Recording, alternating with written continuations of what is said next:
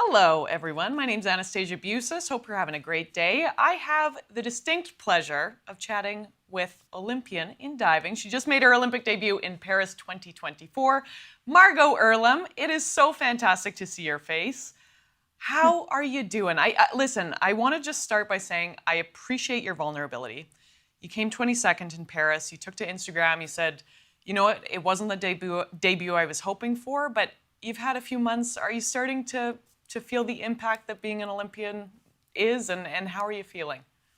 Yeah, I mean, of course, I'm still very disappointed in the performance, but I've kind of been able to reflect and enjoy being able to share my journey and share the importance on mental health. And, I think I've reached more people with coming 22nd than I would have if I made a semifinal or final. So I think it's very important that we get to talk about mental health and things like that.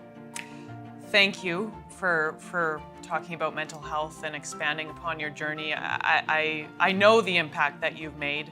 And I think a lot of Olympians and Paralympians come home and they go, wow, like the community just rallies behind you, and the love that you feel. And being an Indigenous athlete, I can only imagine your mission of, introducing sport to youth has just fueled that impact. Are you feeling that? Yeah, absolutely. We've just recently learned about our Indigenous background, and within those last probably 2 or 3 years, I've felt an incredible amount of support from the Indigenous community, and they've kind of just opened me with welcoming arms, and I think I'm very grateful for that. Yeah, I've gotten a lot of support from the Indigenous community, which is incredible. So I'm very thankful for them. So that was a few years ago. Your great grandmother was adopted, and you learned that you were Métis. Yeah, just how amazing has that been, and to really fuel your own sporting dreams.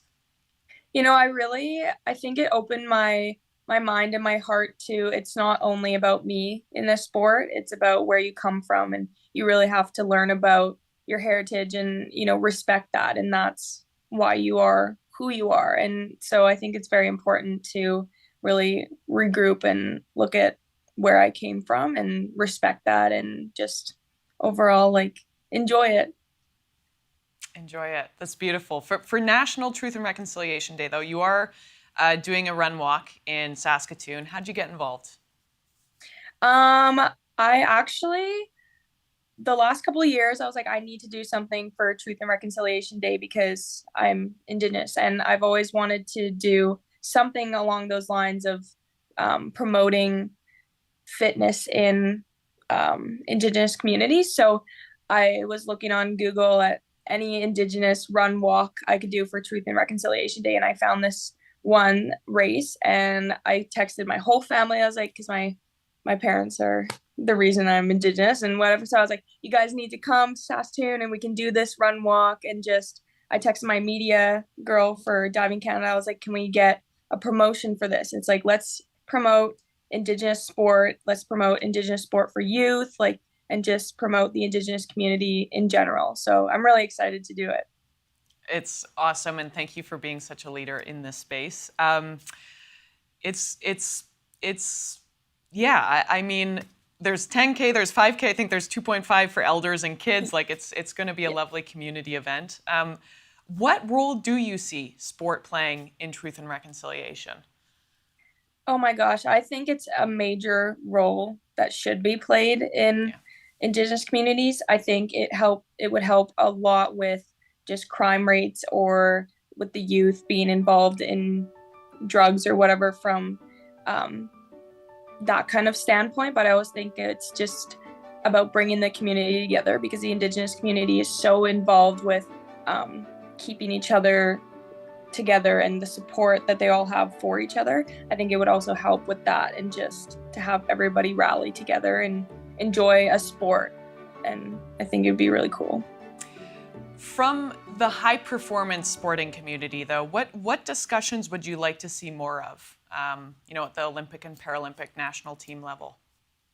Yeah, I think just promoting the Indigenous athletes that attended the Olympics, I think is very important, and especially on the women's side, because there's very few Indigenous women that probably have made the Olympics or at that level.